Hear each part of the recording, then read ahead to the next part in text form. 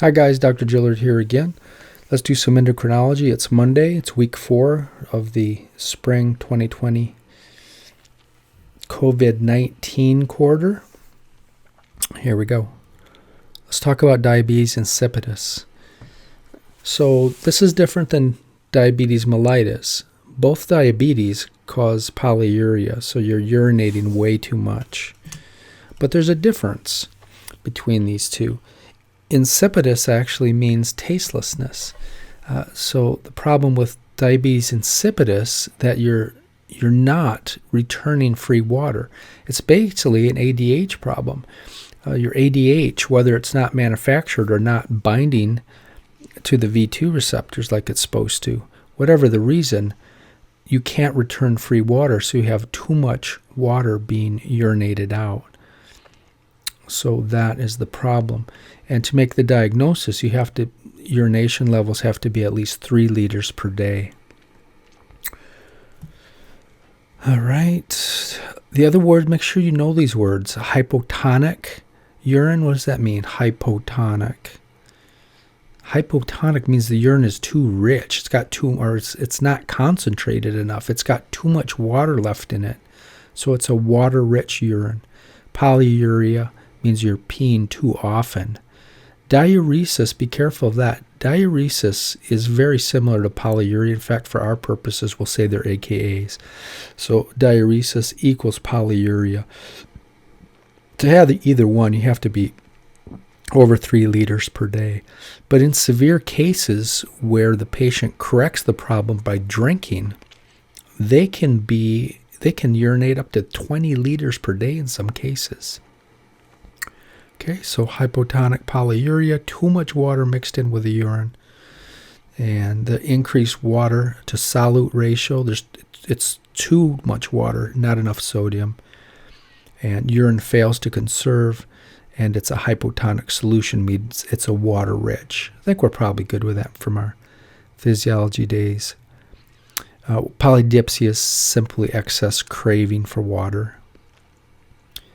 Diabetes insipidus versus diabetes mellitus, well, they both result in polyuria, but one is going to have a sweet taste to it and the other's not. And back in the old days, before they had lab testing, the old-time docs would have to taste urine if one of their patients was urinating too much. It's the only way they could figure it out, maybe in a pinch. And if they had diabetes, it would be very sweet, because of all the excess glucose that wasn't being reabsorbed by the cells like it's supposed to be.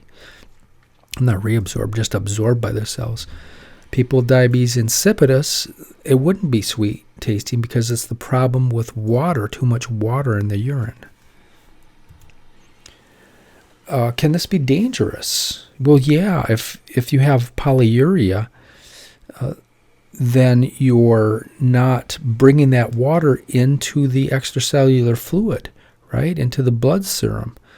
And the blood serum, it needs that water. You're going to be sodium rich if you are in the blood, right, sodium rich, or you'll have hypernatremia because of this. But if the polyuria isn't offset, so it's not so much with the polyuria doesn't have anything to with making it dangerous. It's the hypernatremia that makes it dangerous. And so usually if the patient's thirst centers are working, they will dilute this by drinking tons of water. The thirst centers will make them very thirsty, and they will dilute that by drinking water and fixing that hypernatremia, hyperosmolality problem. If they don't, if something's wrong with their thirst center, or they just don't have water, maybe they're stuck on a desert island or something, they don't have water, that's really bad, right? Hypernatremia can cause some severe neurological sequelae. The body will demand that more water be put into the blood, and it will steal it from the cells of your body, including your brain, and it will literally shrink your brain down, stealing that water. Okay? So from the movement of water out of the brain cells, yep, everything I just said. In fact, you can get the entire brain starting to shrink because of this, so it can be dangerous. But usually if your thirst centers are working, you can compensate for this. Classic neurological sequelae. So you get a hypertonic, it's called encephalopathy. So as I said, in order to combat the hypernatremia, that should be, water is sucked out of the intracellular compartment, including the brain cells. Right? Because hypernatremia means too many sodium molecules. Hyponatremia means not enough molecules. So I'm going to make a note to fix slide 223. That should be hypernatremia. Right? Because we can't get free water in to dilute it, so we get a sodium that's rich. Everybody see where that typo is? Did I turn on my... Yeah, right there. That should be hypernatremia. So to fix that, too many sodiums, we need to get water, and it'll suck it right out. It'll shrink your brain because of this. And therefore, you do get some brain damage. Starts out with some altered sensory function called an altered sensorium. You can feel tired and listless, and you can start getting some hyperreflexia, like an upper motor neuron lesion. You can go into seizure, coma, and death from this as well. It can pop blood vessels, causing a subarachnoid hemorrhage. So it is no joke. There are 3 main causes of diabetes insipidus, so we need to look at these. Guyton uses the term central diabetes insipidus, so we'll go with that one, but we'll see some common AKs for that. There's a nephrogenic diabetes insipidus and a dipsogenic diabetes insipidus, pretty rare, but nevertheless, I'll tell it to you. So central is got some AKAs, so central diabetes is used by Guyton. Hypothalamic diabetes insipidus is the one used by James and other authors. They're not going to use that in boards because it kind of tells you the problem's somewhere in the hypothalamus. Neurogenic diabetes insipidus, central or cranial diabetes insipidus. There's a lot of AKs for this, so be careful with this. I don't know how it's going to show up. Probably in chiropractic boards, because Guyton's a chiropractic board. It's a medical board book, I'm pretty sure as well. Probably will show up as central diabetes. So that's why I'm using it as the main one. So this is caused from antidiuretic hormone that's not being released. So something screwed up with the HP axis, right? So it's not coming out of the posterior pituitary like it's supposed to. This is by far the most common cause of diabetes insipidus. Central diabetes insipidus, most common cause. Some etiologies, it could be iatrogenic. In fact, the most common cause of central diabetes insipidus is iatrogenic. What does that mean? Well, that's man-made, and it's caused by probably number 3 here, a pituitary gland tumor that they tried to take out, and they damaged the magnocellular neurons. Those, remember those delicate neurons going all the way down to the posterior pituitary?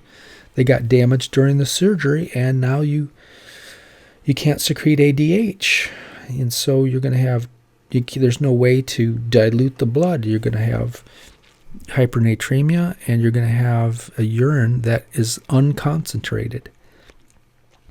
Autoimmune disease can attack the magnocellular neurons, as well as, basically the magnocellular neurons is what is attacked in that one, because they make ADH, right? Most of the ADH that is used for, that was released from the posterior pituitary. Remember, the parvocellular neurons also make ADH, but that is used to help with the release of ACTH. That goes to the anterior pituitary. We covered that in the last lecture. Congenital mutations are also seen with the arginine vasopressin gene that makes ADH. So kind of similar to autoimmune disease. Autoimmune disease means there's an inflammatory attack against the some component of the magnocellular neurons. There's different components that can be attacked. Congenital mutations means the gene that actually makes the magnocellular neurons, because they have to be replaced. They don't live forever. You have a mutation, you can't make the gene, you can't secrete ADH. And then sometimes we can never figure out what it is. Maybe it's a weird virus that got in there, or who knows. Okay, so patients, how do they present with diabetes insipidus? Well, polyuria, nocturia, they're getting up 3 or 4 times during the night. And when you test the urine, it is hypotonic, meaning there's too much water in it. It's not sweet tasting. So there's no, I could have added that in there, there's no glucose present if you test the urine. If you do blood testing, low levels or even absent levels of ADH are found, right? Because that's the problem with this condition in central, not the other types of diabetes. But in central, it means ADH is not around. Would have hypernatremia in most cases, but clinically they usually don't present with hypernatremia because they're offsetting the hypernatremia by instinctively drinking too much water. So hopefully the board questions are good enough to understand that. Clinically, they're not going to present with that. Now, if you don't give them water, then they will become hypernatremic after a while. But as long as there's water around and their thirst centers aren't screwed up, there's no mutations in those genes, it'll be okay. So typically, hypernatremia does not occur. And these patients are said to have normonatremia. Watch out for that word, normonatremia. All right, let's go to another type. This is nephrogenic diabetes insipidus. So this time, there's nothing wrong with ADH. That ADH is working just fine. But the kidney is resistant, or it's insensitive, or it just doesn't respond for whatever reason to the ADH. So this is a problem with the kidney not binding ADH. Nothing wrong with the production. The mechanisms, magnocellular neurons are fine, posterior pituitary is fine, the secretion of ADH is fine, but the problem is the kidney won't receive it for whatever reason. Again, these patients are going to have hypotonic polyuria because it's just like not having ADH. Same effect. They can't take up that free water, and they're going to urinate it out. The water's going to be urinated right out, so the volume of urine is going to be too much. They'll be getting up at night. Everything I said. Sodium levels are typically not, so they're not going to present with hypernatremia normally because the thirst centers in most people are working. The only way they'll have hypernatremia is if they're on a desert island and they have no water, or they have something, a tumor, something's wrong with their thirst center in the hypothalamus. All right, what's the number one cause of nephrogenic diabetes insipidus? Surprisingly, it's lithium. It's iatrogenic. It's a man-made problem. So it's caused from lithium therapy for people who suffer from bipolar disorder or manic depressants. Lithium treatment is very common. And a huge number of people get this. Almost a third patients on lithium therapy end up with a diabetes insipidus because of this. Should note that poorly controlled diabetes mellitus, for reasons not completely understood, somehow block the binding of aquaporins 2 transport. Remember we talked about aquaporins 2 transporters, how the binding of ADH puts them in the apical surface of the principal cell. Somehow the extra sugar messes that up. So diabetes mellitus could actually cause nephrogenic diabetes insipidus. Okay, gene mutations, of course, you could have mutated genes in any of the players needed to take ADH and bind it to the kidney, or bind it to the principal cell of the kidney. So V2 receptors are what ADH binds to. You could have a mutation and you don't have V2 receptors. Maybe you have a mutation with aquaporin's gene and the aquaporin's channels don't work very good. So that could be another problem. And there's a whole bunch of regulatory proteins we didn't even talk about. You can have mutations in the genes that make them as well. We're not going to go down that rabbit hole. All right, the last one is called Dipsogenic diabetes insipidus. This one is rare, so that's good. In fact, Goodman, one of the endocrinology books, doesn't even mention it. But the two, Williams and Jameson, do, of course, the big ones, which are, I think more medical schools use those. But anyway, we still need to talk about it. So it occurs when a patient has hyperdipsia. What does that mean, hyperdipsia? Well, dipsia is water. So they crave and they drink like ridiculous amounts of water. And so, yeah, so they drink and drink water until pretty soon they overpollute the blood with water. They get too much water, and they get hyponatremia can occur in these patients. All right? So, of course, hyponatremia will inhibit the release of ADH. So, still they will have low levels or no levels of ADH around, but there's nothing wrong with the HP axis. Everything's working fine, and there's nothing wrong with the kidney. The problem is they're just drinking too much water. So they have hyponatremia. Remember, the other two types, they have hypernatremia because free water can't dilute the blood out. So this is a little bit different. Good with that? What's the cause of it? Dipsogenic? A lot of times we don't know why it is. People just do strange things sometimes. There have been some gene mutations found in the thirst center where they overcrave water for whatever reason. Schizophrenic patients, about 20% of them have dipsogenic diabetes. So that's a huge one. So mental illness is also associated with just drinking too much water. Probably obsessive compulsive. I haven't looked at the literature on that, but it wouldn't surprise me, obsessive compulsive people as well. What about polyuria versus hypernatremia? Oh, we did one of these slides. Some patients can release up to 2 waters a day. I guess these are kind of fun facts. We already said that. Patients typically don't become hyperosmolartic, hypernatremic. Yeah, we already said that, right? Because they drink water, they correct the problem. Just to drive this point home. So as long as they're not in a desert island, we already said that, and the thirst centers are working, they will fix that hypernatremia by offsetting by drinking too much water. In dysfunctional theaters center, or is that thirst center? I suppose it's supposed to be. So hypo, let me put a note to fix that too. 234. These are relatively new slides.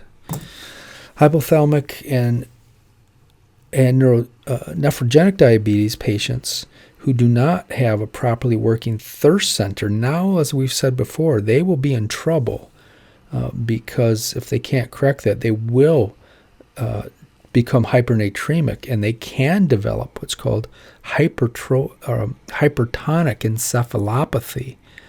And that's where the water gets sucked out of the brain to fix or try to fix the hypernatremia, which is deadly. And in the process of shrinking the brain, right, that can't be a good thing. Causes all sorts of subarachnoid hemorrhage, seizure, death, all sorts of symptoms.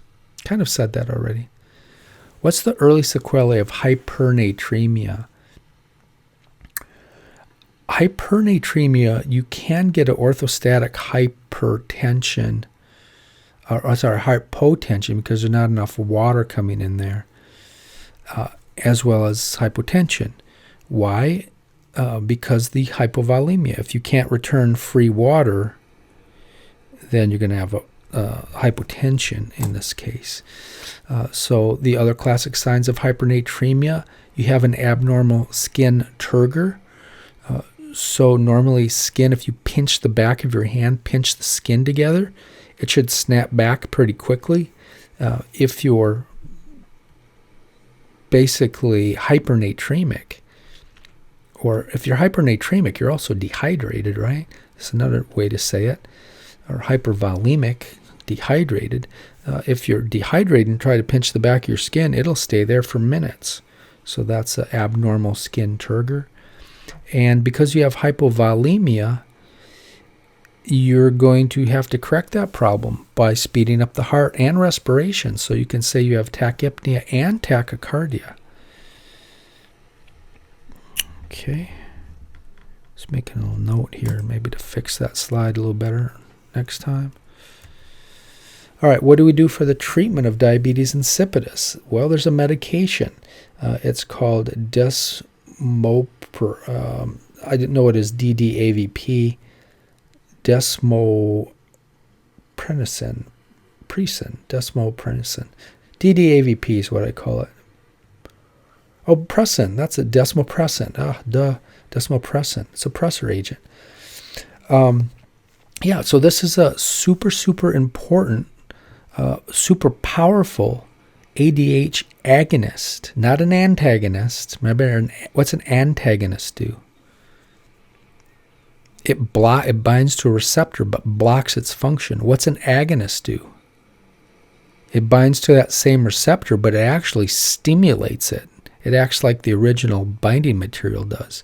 So this desmopressin is a super potent ADH agonist, and it binds to V2 receptors, and as long as you don't have a mutation in the V2 receptors, if you can still bind to them, it'll stimulate them to work, sometimes too much, and you will get the normal effect of ADH, and free water will start pouring into the blood and dilute it, so you go back to a normal sodium water concentration in the bloodstream, and you'll stop going to the bathroom so much. Okay, in fact, it's twice as potent as ADH. Remember the AKAs for ADH? Arginine, vasopressin, or just vasopressin. So it helps even patients who have kidney resistant to ADH. Even if you can bind a couple of receptors, it has a great effect. So what do you think the number one complication would be? Yeah, dilution, hyponatremia. It works too good, and now you got the opposite problem. You got hyponatremia, which can cause other bad problems with the brain, as we will see when we look at SIADH here in a second. Okay, so too much water is being reabsorbed. It causes hyponatremia. Headaches, seizures, death. We'll look at those symptoms in a bit. Actually, we'll look at them right now. So here's another one. It's called SIADH, or Syndrome of Inappropriate Secretion of Antidiuretic Hormone. Okay, so basically it's an overexpression of ADH. So now the problem is not an underexpression of ADH or ADH not working. Now we just have too much darn ADH around. Okay, so too much ADH is around. Therefore, you get too much water sucked out of the filtrate. And therefore, these patients develop a hyponatremia or hypoosmolarity. Okay, why? Because too much free water is sucked out. They have too much ADH, too much bindings going on. So they suck out too much water. Remember, free water, sodium doesn't follow. They suck out free water and it dilutes the blood. So you get hyponatremia or hypoosmolarity. So what's the deal with that? Because we know that hyponatremia is strongly sensed by our mechanism that we talked about last time, and it inhibits magnocellular neurons from making ADH. But in this case, it doesn't happen. The ADH is not suppressed by the hyponatremia, which is very strange. It's not a good thing. Also, the excessive drinking of water does not reduce the ADH serum levels, so you can't turn it off by drinking tons of water either. Okay, to try to make yourself become hyponatremic.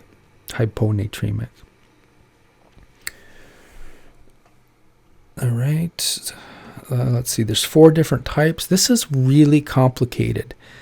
In fact, Goodman doesn't even bring this subject up, but we got to talk about it.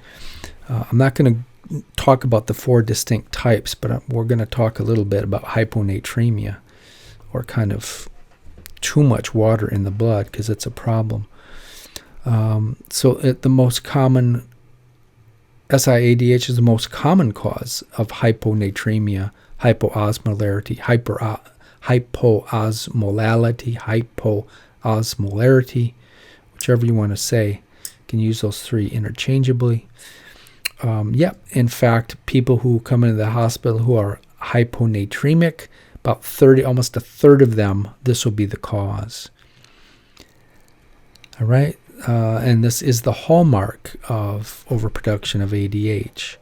So hypoosmolarity can quickly become fatal. This one is no joke. You won't even, hypoosmolarity, you would think that you would have hypertension with this. It doesn't even have to. You can die without even having hypertension from this. You'd think all that excess free water coming in would cause, it doesn't even get that far. So that's another weird thing about this. So making the diagnosis, so there's several ways. So there's a decreased plasma osmolarity or hyponatremia found. And then my little side note I already said, but hyponatremia is almost always the same as osmolality. But there is one exception. So in some rare conditions, you can have excess lipids in your blood protein and other blood proteins that are overproduced.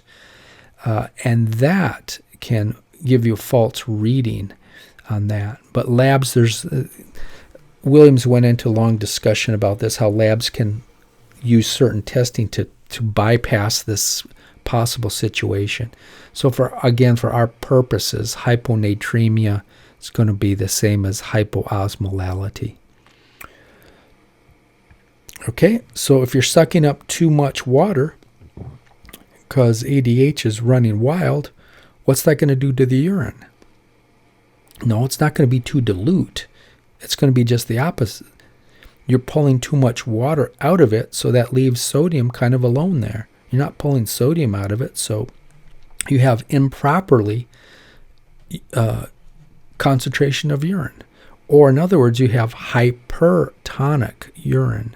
It's too concentrated. The water was pulled out of it by ADH running amok, and so it's too salty. And so you can even do some urinary testing, and you will find excessive salt in the urine. Okay, this is the weird one though. So you're sucking in that free water, but you're not. It does not have to get. You would probably be dead by the time it got this bad. I guess eventually it would cause hypertension, hypervolemia, and hypertension. But it doesn't get that far. Your body is so sensitive to sodium, it doesn't get that far. So it's more the deletion of sodium or the scarceness of sodium that does all the damage, right? So that's always difficult to understand. Play it back, think about it. And sink it in that brain of yours. What are the most common cause of oversecretion of ADH? Is a tumor of endocrine origin. It's an ectopic release of ADH. All sorts of things can oversecrete ADH, and it's not a good thing to all of a sudden come in and you have your blood tested and you have hyponatremia. That's not a good thing because one of the most common causes is bronchiogenic carcinoma, especially small oats or small cell bronchiogenic carcinoma. These tumors, beside being mutated, immortal, and growing like crazy and destroying things as they grow, they also, about a third of the cases, they secrete ADH ectopically.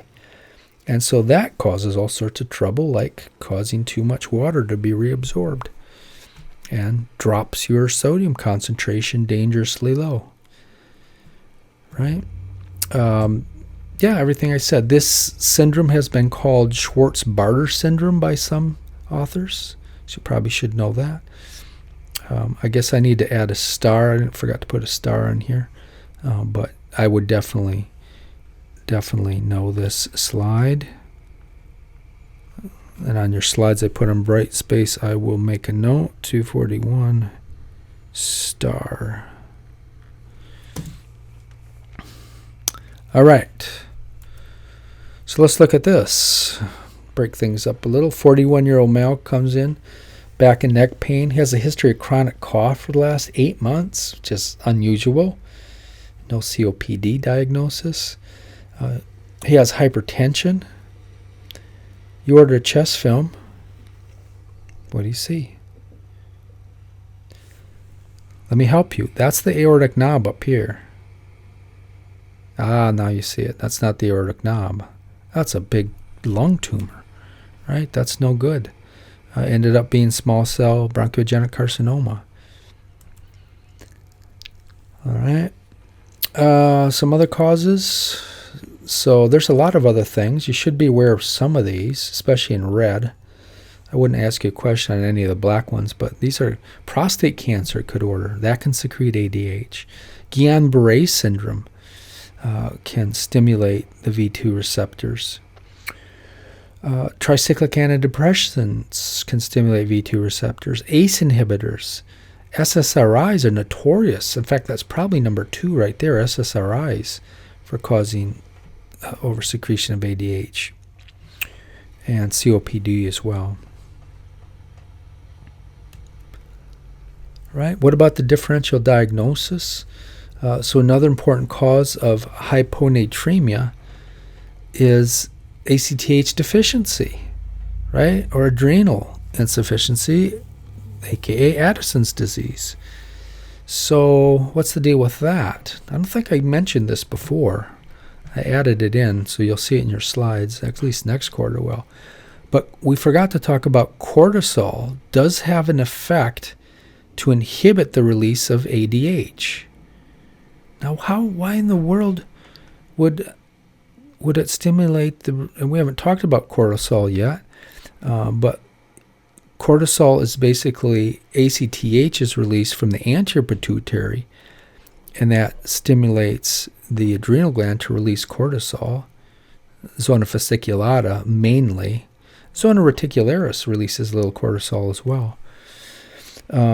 But yeah, so cortisol usually shuts off that machinery. But remember we said there's some ADH, the parvocellular neurons of the paraventricular nuclei, they also release a little ADH, and that doesn't go to the posterior pituitary, that goes to the anterior pituitary and helps stimulate corticotroph cells, helps stimulate them to release ACTH, adrenal corticotropic hormone. Really, it releases POMC, and that's immediately converted to ACTH.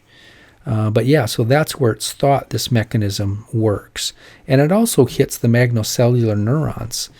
So it does. So therefore, people who don't have cortisol don't have a way to turn off ADH. So ADH can start to build up for magnocellular neurons. And yeah. That's overproduction of ADH. That's what SIADH is all about. You get too much ADH binding to the principal cells, and you get too much free water reabsorption. What about the clinical presentation? So these guys will have hypertonic urine. Hyper means think salt. Hypertonic means too much salt. They have too much salt in the urine, not enough water. It's hyperosmolaric. So excessive urinary sodium concentration, hypernatremic, hypernatriasis is another word, all meaning that there's too much salt. Natriasis is another way that you can talk about salt by saying natriasis. And it leads to hypertonic urine secretion. So urine can be really yellow, super yellow looking because it doesn't have the water in there.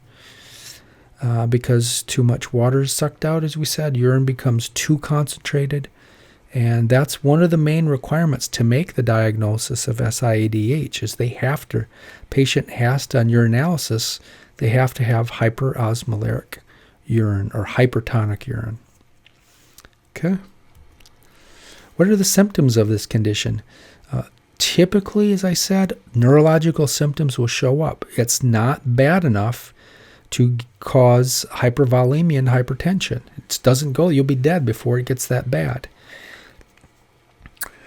All right, and so it's all neurological symptoms. And this collection of neurological symptoms has been given a name, and it's called hyponatremic encephalopathy. Hyponatremic. And again, hyponatremic, too much water in the serum. And yeah, so headache, lethargy, kind of flu-like symptoms, weakness, lethargy, it starts out. Then they get nauseated and vomiting. Then they start getting confused. These can be just the flu or these 3 symptoms. Once you start getting confused and disorientated, something else is going on. And in this case, the sodium levels of the blood are too low. And then you start getting focal neurological deficits and go into seizure and coma, and you can die from this. Right? So that's the hyponatremic encephalopathy. It's all happening in the brain. What's the treatment for this? What do you do? Well, first of all, if they have too much water in their blood from too much free water being absorbed, from too much ADH being around, you certainly don't want them drinking water. They have too much already. So you restrict their water intake for one. They're restricted to 1 liter per day.